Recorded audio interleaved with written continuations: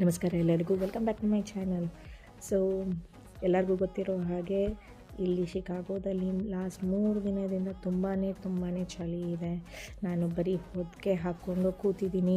So last Thursday chemo ಆದಮೇಲಿಂದ ನಾನೊಂದು ಹೊದಿಕೆ ಹಾಕ್ಕೊಂಡು ಕೂತಿದ್ದೀನಿ. ಕೇಳಬೇಡಿ, ಸಿಕ್ಕಾಬಟ್ಟೆ ಸೈಡ್ ಎಫೆಕ್ಟ್ಸ್ ಇತ್ತು. ಆ್ಯಂಡ್ ಹೋಪ್ಫುಲಿ ಈ ಸೈಡ್ ಎಫೆಕ್ಟ್ಸ್ ಲಾಸ್ಟ್ ಎರಡು ಇದೆ. ಐ ಆಮ್ ಸೂಪರ್ ಎಕ್ಸೈಟೆಡ್ ನನ್ನ ಕೀಮೋ ಮುಗಿಯುತ್ತೆ ಅಂತ. ಆದರೆ ಎಲ್ಲರಿಗೂ ಹೇಳೋಕ್ಕೆ ಇಷ್ಟಪಡ್ತೀನಿ, ನೀವು ಚೆಕ್ ಮಾಡಿಸಿ. ಬಿಕಾಸ್ ಚೆಕ್ ಮಾಡಿದರೆ ಮಾತ್ರ ನಿಮಗೆ ಅರ್ಲಿ ಡಿಟೆಕ್ಷನಿಂದ you can make sure that you are either it can be detected earlier, whether it could be malignant or benign. Because as long as you do your self examination and you get to know, and always get a mammogram done, because that is how I was able to detect, and that is how it saved me. And I'll keep you posted on my next set of treatments.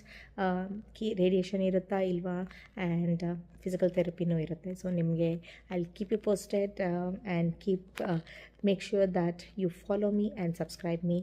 And I think I'll keep posting all the steps and updates on my chemo.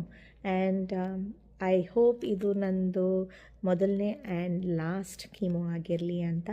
And excited to come back again.